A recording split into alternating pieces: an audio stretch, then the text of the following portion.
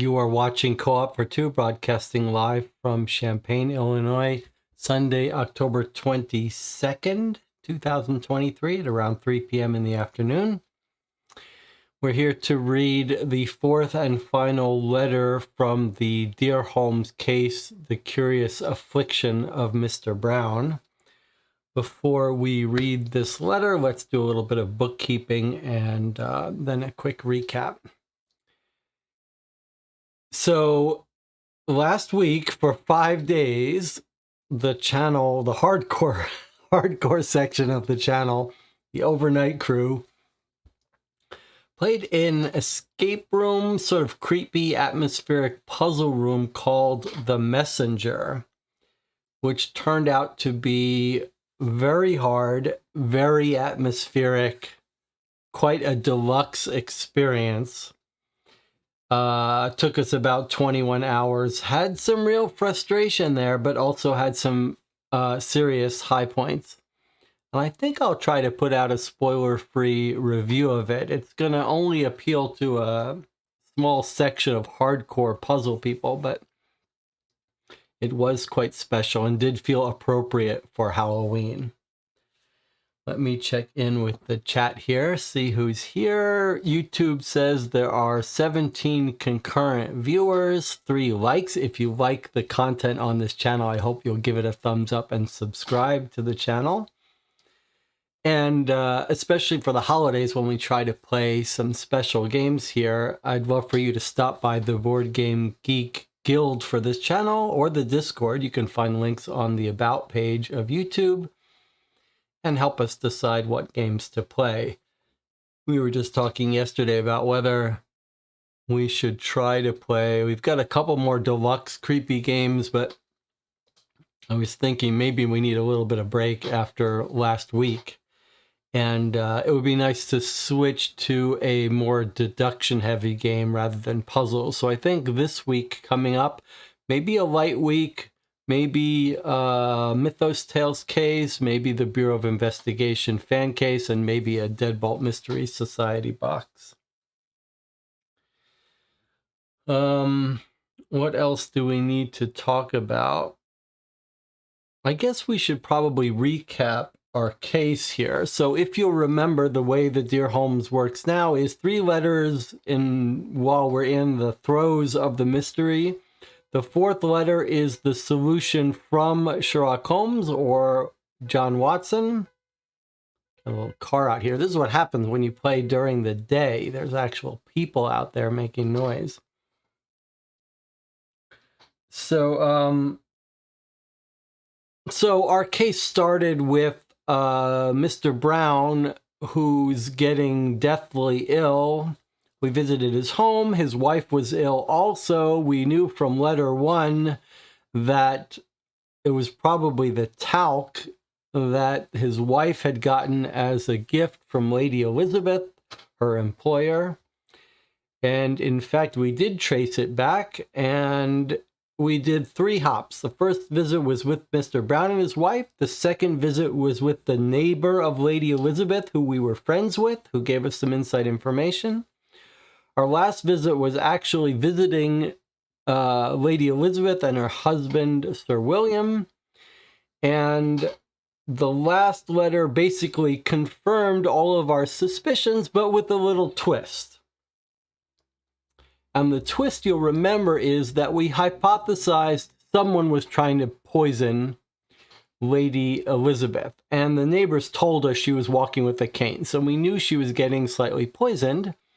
But we thought, okay, she's using the talc and she's given some of the talc to Miss Brown, and the both of them are getting poisoned from the talc.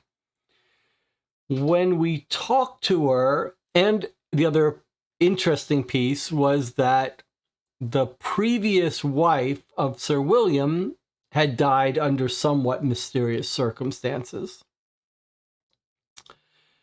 So our working theory at that point was the talc was poisoning them, someone was trying to poison Lady Elizabeth, and both she and Miss Brown were getting poisoned by the talc. And we had a suspicion that maybe the husband was doing it and he killed his previous wife in the same way, although we thought that was pretty risky. Our backup theory, there was lots of blame being pushed on the little daughter. Emily, I think her name was. Is that right? And we thought maybe Emily is resentful of the new wife. What happened, though, when we visited Lady Elizabeth and Sir William, is we discovered that Lady Elizabeth really doesn't like the smell of violet, and she wouldn't go near the talc. Which means something else, it seems, was poisoning Lady Elizabeth. We also learned right at the beginning of a letter last week that Lady Sarah, the previous wife of William, Sir William, was killed by a horse hoof to the face.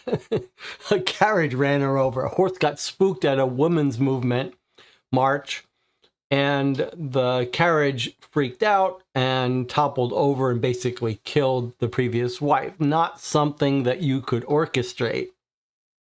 So there goes our theory, there goes the theory that Sir William killed off all of his wives through poisoning.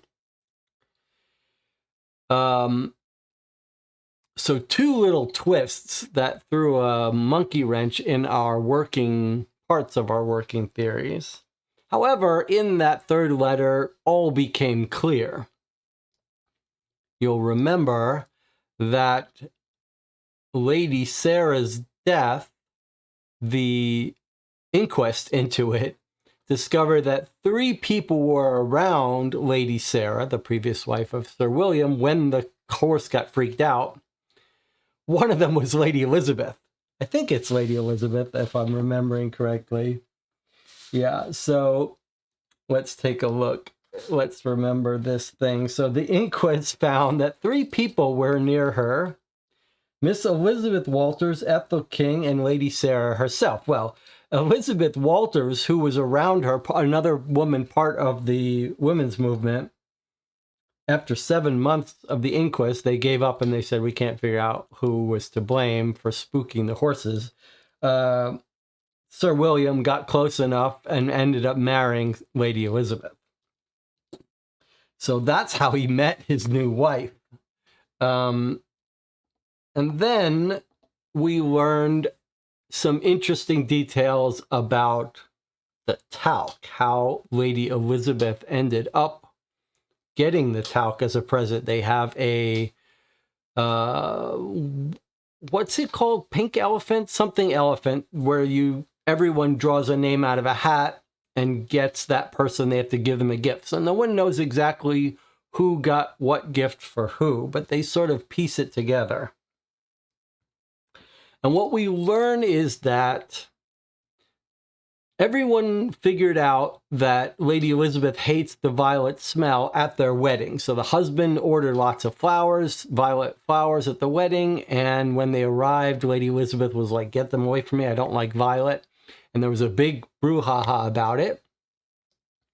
And we know Emily was there and the husband was there to witness all this fuss over the violet flowers. And we get a little bit, everything became clear, essentially, when we snuck into Emily's room and got her diary. And essentially, she describes the wedding where there was crying over the bad violet flowers. She mentions Harry and James were away. Harry and James were here. Harry and James were away at school. I wish they were here because they would have seen this, says Emily in her diary. Then at Christmas, she describes her present. She doesn't say explicitly who it's for and what she got, but listen to her description. She says, it'll be just like the wedding, and Harry and James will get to see and laugh. So she basically is playing a prank with her gift, and she's gotten violet-smelling talc for Lady Elizabeth as a prank. Then she describes right before when they open up their presents. And she says, I don't like Harry or James anymore. They won't say who ruined my present. But I know they found it because it was supposed to have a nice red ribbon and now it's purple. So someone found her talc, which was wrapped with a red ribbon. We're told by Lady Elizabeth that she would have rewrapped it, but once you take the ribbon off, you can't reuse it. So she knows, Emily knows someone tampered with it, replaced the ribbon, and she says Harry doesn't know what happened, but James says the ribbon fairy got it because she hates red. So James knows what color the ribbon used to be. James, one of the two twins, we're told bears grudges, has a very bad disposition, and now we know that it's very likely that James, maybe the other brother too, sort of blame the new wife for the death of the first one. Like, the inquest didn't prove that she spooked the horses, but it seems like James might suspect it. Then there were some other clues about James being dangerous. A very cool observation we made here at this point about they visit Harry and James. Harry likes to play duets with Lady Elizabeth and has a good disposition and doesn't bear grudges. James is the melancholy one who bears grudges. We're also told he's a chemist studying chemistry, and his idols are Sir Humphrey David, William Crookes, and Emily Aston. And I noted when we read that, I wondered, hey, I wonder if one of his idols has some history with poison. And someone did the research in the channel, remind me who, and found out that one of these people discovered the poison that's being used, thallium, against her. So it makes complete sense. And Emily mentions he brought home some blue bottles from his from school, and I think he basically bought poison with it. So our theory basically is that James bears a grudge against Lady Elizabeth, blames her for his mother's death, doesn't know that she doesn't like the violet smell, thought he'd sneak in some thallium to the talc, and did so for Christmas and to poison Lady Elizabeth because he's only there on Christmas and certain holidays. And then our last theory is he witnesses Lady Elizabeth say, I hate this talc at that time. He's like, oh, I guess I messed up. I put the poison in the talc, but she doesn't like it. And so we have one more theory, which is Lady Elizabeth is still being poisoned now, and we think he's poisoned something else of hers. And our theory comes down to here. Lady Elizabeth starts to say when her sickness starts, she said, William bought me rose-scented bath salts that I enjoy. And somewhere we're told when she got these. And it was over Easter. Which is, here. They started in Easter, and Easter is one of the holidays that the boys come home for vacation. So our theory is that James has gotten his second crack at poisoning her by putting thallium in her rose-scented bath salts. So we believe we have the whole picture wrapped up. Is there anything that I've missed in the recap before we open our latest letter and see if Holmes figured this out the way we did? DJ Moneycut says it was Crooks who found thallium. Emmy says, Emily always felt like a stretch to me. I could see her wanting to give the stepmother itchy sore feet, but she's too young for planning murder. Yeah, I think that's probably was true, although we didn't know if she intended to kill her.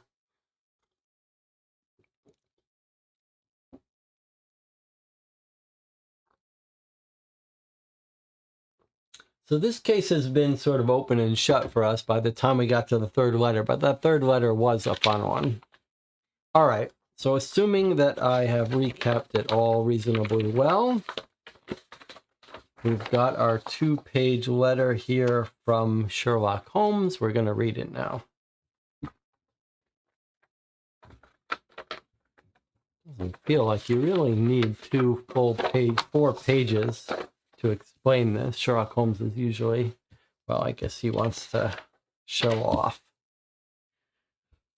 All right, here we go. Dear Dr. Anstruther, this is from the desk of Sherlock Holmes, 221B Baker Street, 18 of June. So he solved this all within a few weeks. I am most grateful that you are both able and willing to comply with Watson's call for assistance, for the information you so readily supplied to him has allowed us to lay rest to this case. The appropriate authorities have been informed of our findings, and although some harm has already been done, know that there is no chance of these childish attacks continuing. It took more than a moment of contemplation, but the truth behind these poisonings and the violet-scented talcum powder is rather uncomplicated, albeit difficult to perceive. I will explain forthwith.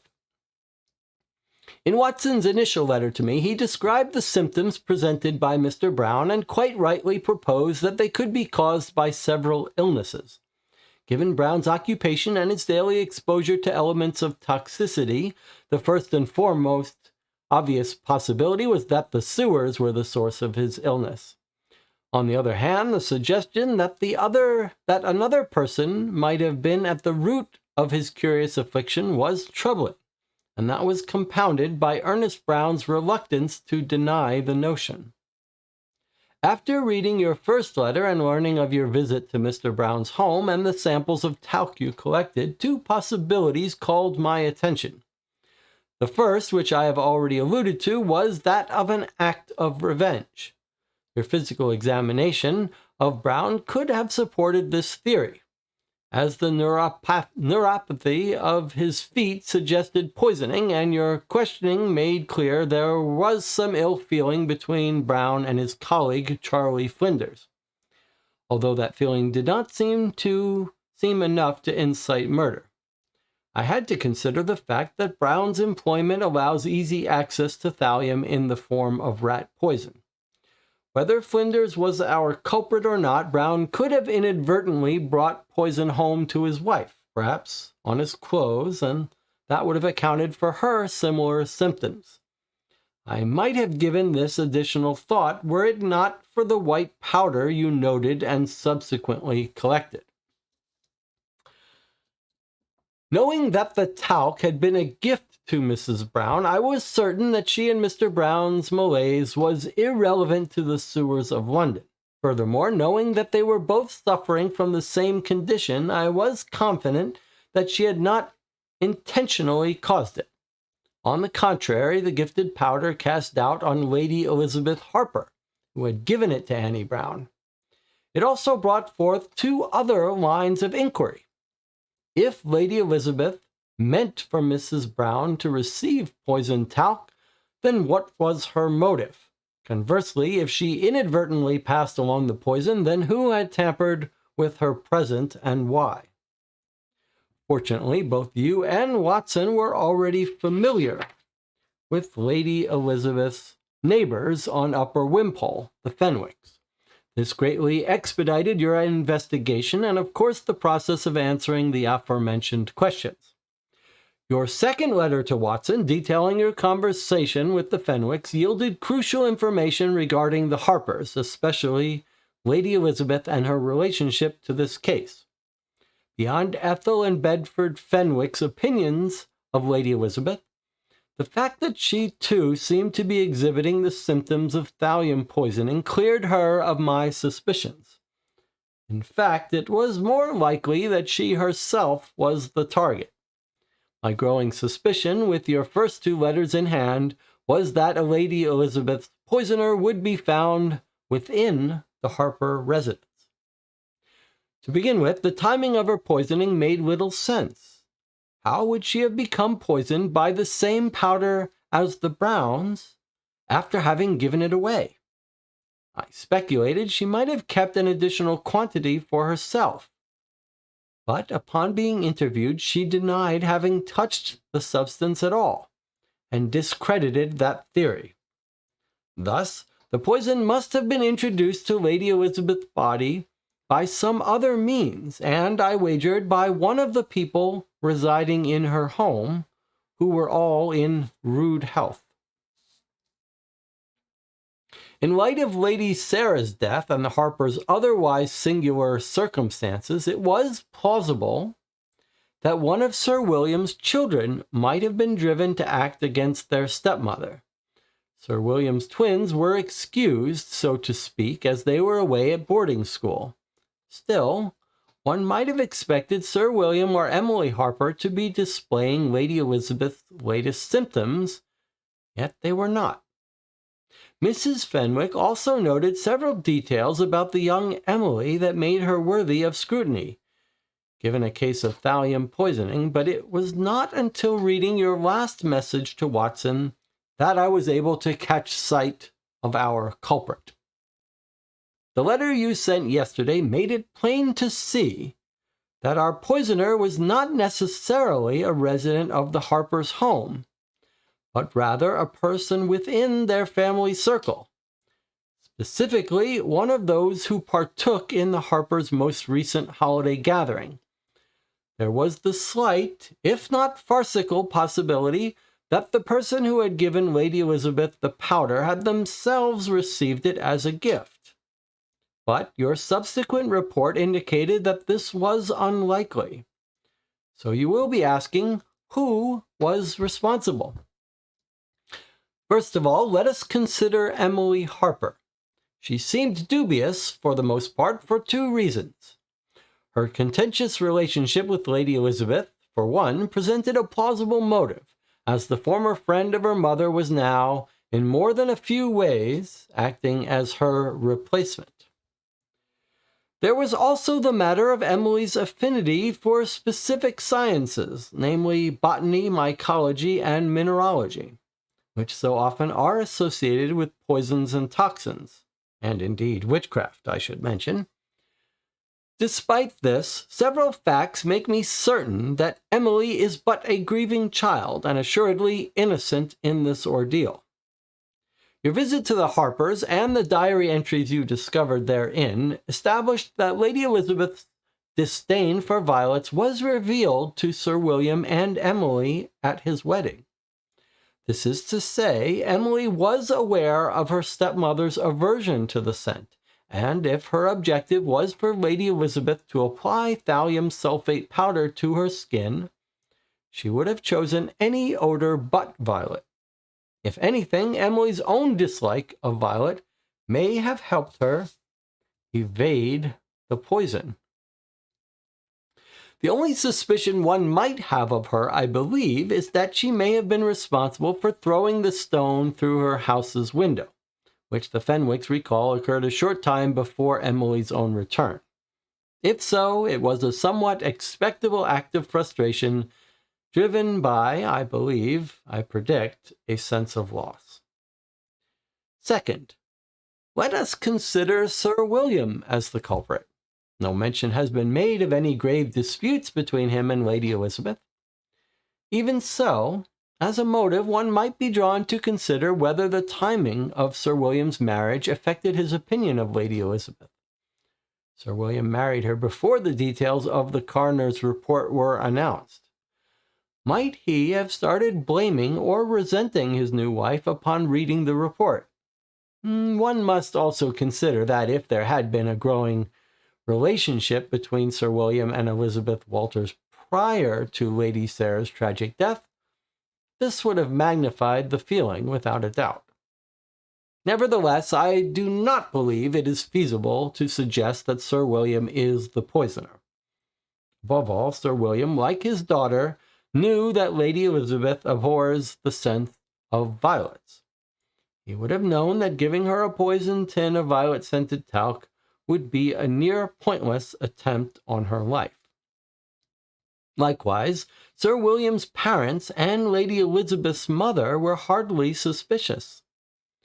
2 of their Christmas presents were unaccounted for, yes, but there was no obvious motive, and they had not been present since their holiday visit. It would have been difficult, if not impossible, for one of them to coordinate Lady Elizabeth's recent poisoning. Besides this, Lady Elizabeth's mother likely attended the wedding. This then leads me, finally, to consider the 2 sons, Harry and James, one of whom you may have already deduced is responsible for these foul poisonings. To understand how I have reached this conclusion, it is imperative to behold precisely when Lady Elizabeth became ill, and also when the tin of talc was given to Annie Brown. As you know, the boys are boarders and are generally only allowed to return home on specific term dates determined by the school.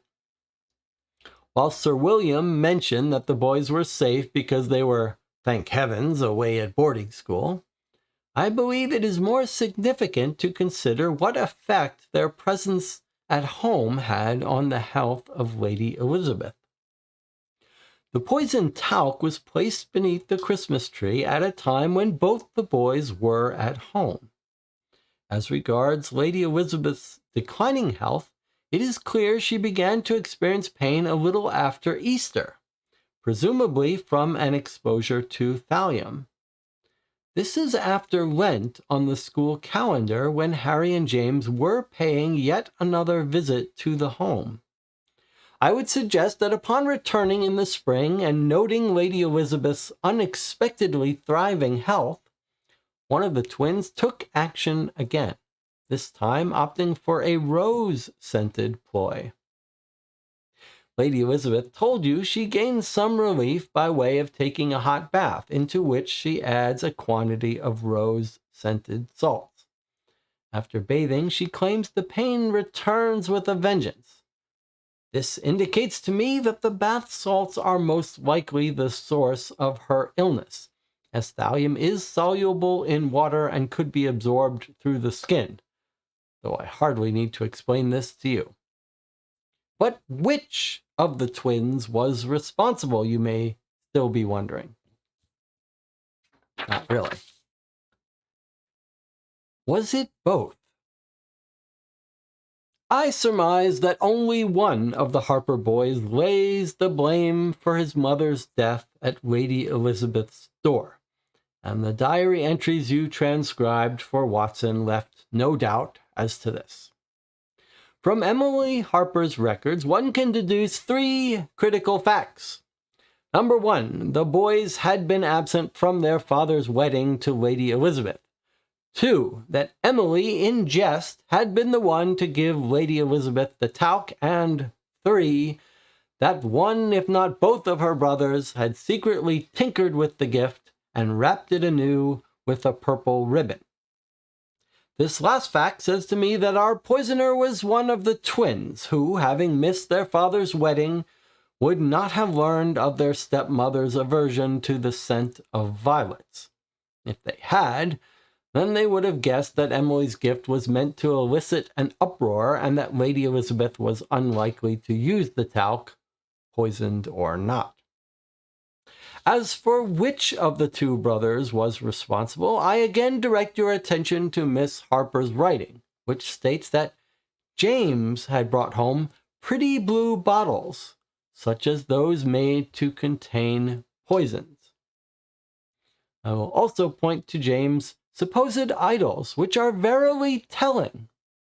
Sir Humphrey Davy and Emily Aston are unsurprising choices, as the first is a giant in our country's history of scientific achievement, and the other is a tour de force who has conquered the male bastion of science.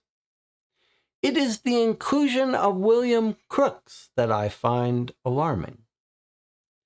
If James claims to idolize Mr. Crookes, then he will have undoubtedly researched the many achievements of this man who, as well as his discoveries in the fields of electricity and atomic theory, was the person to discover thallium. James' interest in the scientist, taken with the fact that Harry Harper shares an amicable relationship with Lady Elizabeth, leads me to dismiss the latter as our elusive poisoner. Now you will be asking, what of James? I can only offer a prediction.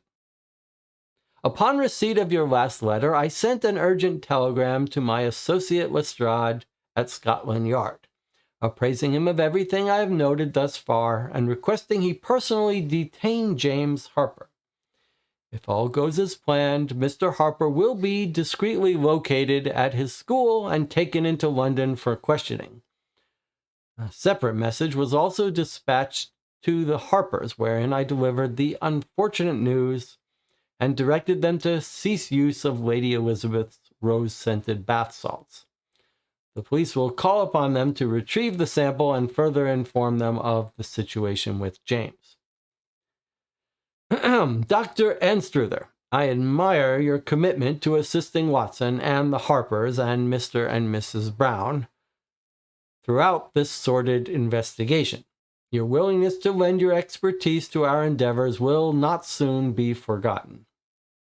And though I pray you never find yourself in such circumstances, please do not hesitate to contact our office should you find yourself in need of our services. With best regards, Sherlock Holmes, Consulting Detective. P.S. Watson would like me to note that he, too, sends his regards and his gratitude. Okay, so exactly as we theorized, a pretty tightly wrapped up little case here. James is going to be brought in for questioning. Probably, if I know anything about Lady Elizabeth, she's going to go easy on him. She's going to be like, well, he was broken up about his mother. I forgive him. No one died. I think she's going to forgive and forget. And the Browns, well, they'll be given a little money on the side, and they'll keep quiet. And I think James is going to be fine. He's not even going to miss a semester of school, is my prediction. And Tina says, where was the motive? Well, we know what the motive was. He blamed Lady Elizabeth for his mother's death. I think Holmes touches on that very briefly.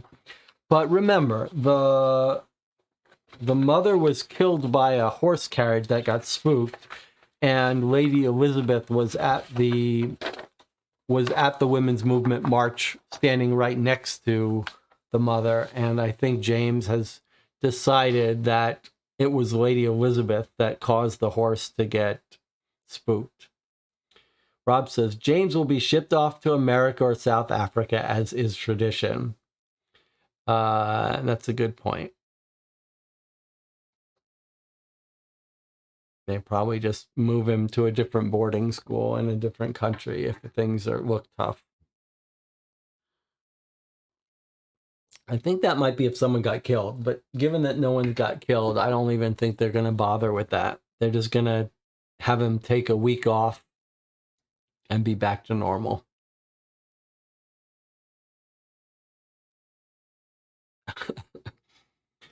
The channel is planning out some more complicated switcheroo.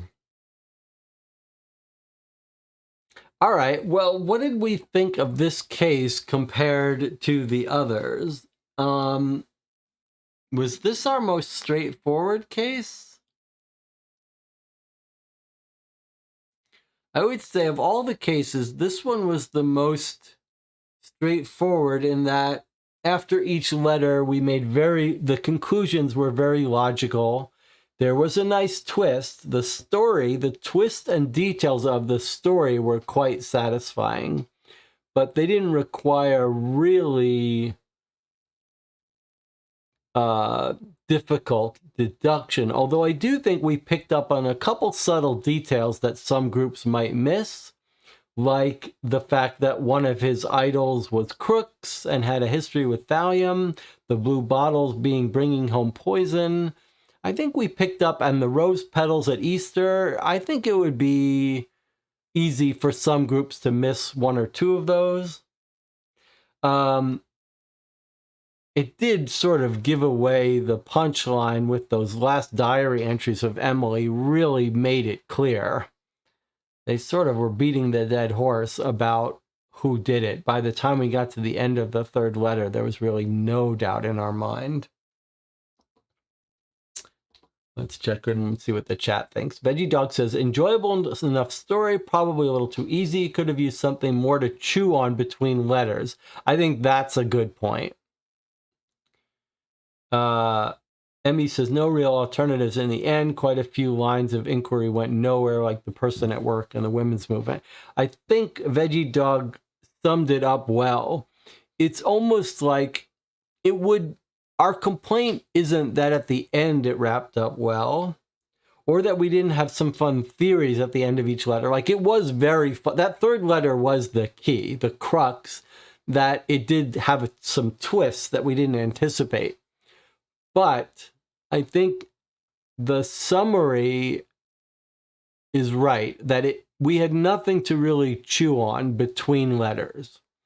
Like, when the talc came after the first letter, we were like, okay, it seems clear it's the talc. Now we just have to wait for the report on the talc.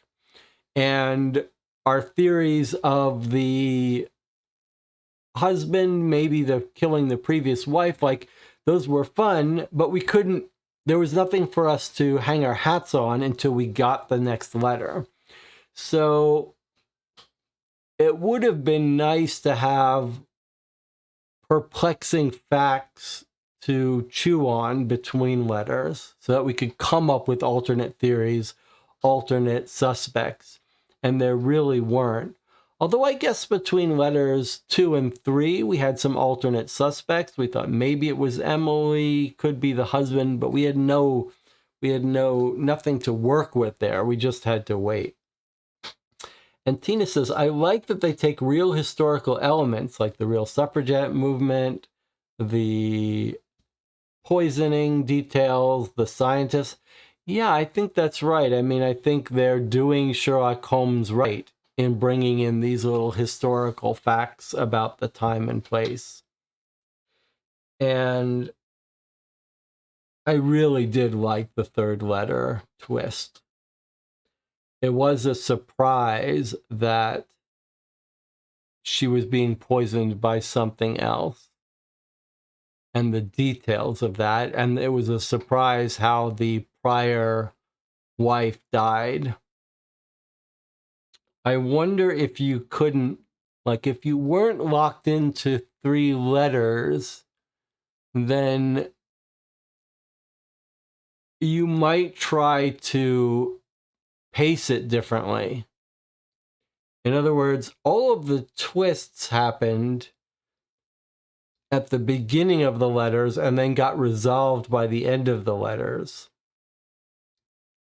And it would be nice if it was the opposite, like you suspect the wife may have been killed by the first wife, might have been poisoned by the husband, and then right at the end of the letter, or maybe an intermediate, you find out the wife was killed by a horse. That would make you say, whoa, wait a second, we misguessed it. Or finding out that Lady Elizabeth never used the talc. That would have been a fun twist to have to sit on for a little bit. But in our case, we got the twists and then they got resolved before the end of that same letter.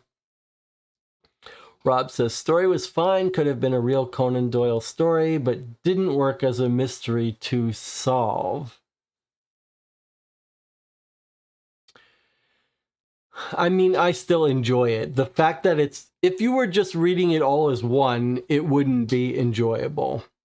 But the fact that we had to wait between weeks to get these little twists still makes it fun.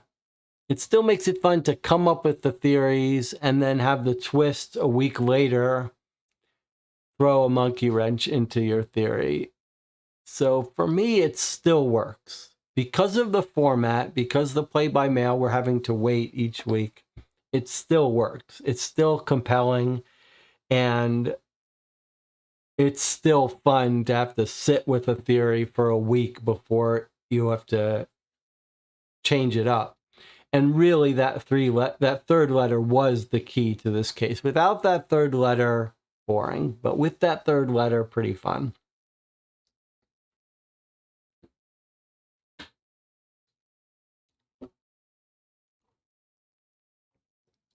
So I haven't gotten the next letter, but hopefully it will arrive before Sunday. If it does, we'll start our new case this coming Sunday at 3 p.m. If it doesn't arrive, we'll play something else on Sunday.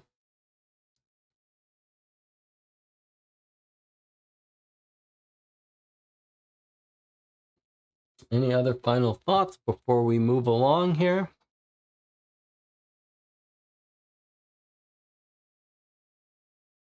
Any other movies, Netflix, anyone's watching, foods, projects, plans? I really do like this play-by-mail forced delayed system. I wish there were more of these play-by-mail games. I had a thought the other day. Okay, let me pitch an idea to you guys here. 16 concurrent viewers. Okay, let me pitch an idea to you 16 concurrent viewers and anyone else who watches this later. If one of you out there feels like you want to try your hand at making a case like this, a 4-part, 3-part case, you could sketch out a mystery, sketch it out the 3 or 4 parts, but only write one part. You send it to me, the first letter. The channel will read it, just like we do these. You can watch it, and then you can alter your story based on our response to the first letter. So I'm suggesting someone out there might want to, if someone is willing to try this, I'm willing to play it. You write your first letter, but you can change it after listening to our theories. Maybe you don't even have a full idea. Maybe you don't know the whole story of the mystery yet, but this way you can react to our theories, play off them, alter the next letter purposely, whatever our theory is, to make it not true, etc. So if someone wants to do that and plan to write a 4-part Dear Holmes type system, send me the first letter. I'll play it. You can watch it live, and then you tweak, modify your response for the next letter. In fact, that would let us decide what to do. You could watch our playthrough, and we could decide live, here's the next step we would like to take. And then in your second letter, you would have us take that step, and what is the responses we got from taking that step. Like in this case, if we were playing this, we could decide whether we wanted to interview the family right away or go do the analysis of the talc. And then you write your next letter, and it'll be an interactive back and forth. Who is ready to take me up on that and create this for us? You just have to promise that you're going to be able to finish it in 4 sessions. And if you want to break it up into 2-week gaps to give you more time, that's fine too. I think that would be very fun and exciting, and let us be quite unique, and let us make some decisions in our session that you would then include in the next letter. Who would play that? That sounds quite fun. I wonder if we can get someone who will create such a case for us. It's sort of like being a dungeon master, a game master in a game of D&D, except you've got the 2-week period to think about what we've decided to do and our theories to make it more difficult, to tweak it, etc. It's a good idea. I'm willing to play it here. Contact me. You can contact me through the Board Game Geek Guild. You could email me. My email address is on the YouTube page as well. Emmy says, get that guy who writes Sherlock fan cases super fast. Well, that guy was in the channel a couple minutes ago. It is Martinez Conrad E, who says, I wish I could join, alas, it is bedtime in my part of the world. Okay, Matt says, sounds like fun, kind of like Murders by Mail. I might take you up on it. I might write up all 4 up front in case I get busy, but could change them. All right, sounds like maybe we have a taker in Matt C. Matt C also says, playing Queen's Park Affair with my partner. Well, we played the Queen's Park Affair, Sherlock Holmes Consulting Detective game on the channel. It's behind me there in green, the second green box right there. The Queen's Park Affair. We quite liked it. It is challenging because of the density of information. I did post a spoiler-free review of it and some comments on Board Game Geek suggesting that you play with the old version. I don't know, Matt, what version you're playing. Most people who decided to play it today would probably play the Space Cowboys remake. I do think the original is significantly better. I hope you're taking notes. That's a challenging one. I'd love to hear what you think of it when you finish it.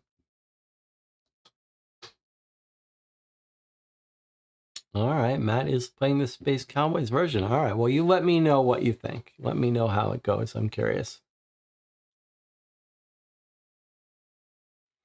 All right, so we've had a good end discussion here. I did enjoy that case quite a bit. And maybe we're going to be playing a unique one-off play-by-internet mail game created by one of our viewers soon. Love to try it. All right. Thank you all for joining me. Remember to give this video a thumbs up if you want to see if you like my idea for a new game we might play. And I'll see you later this week.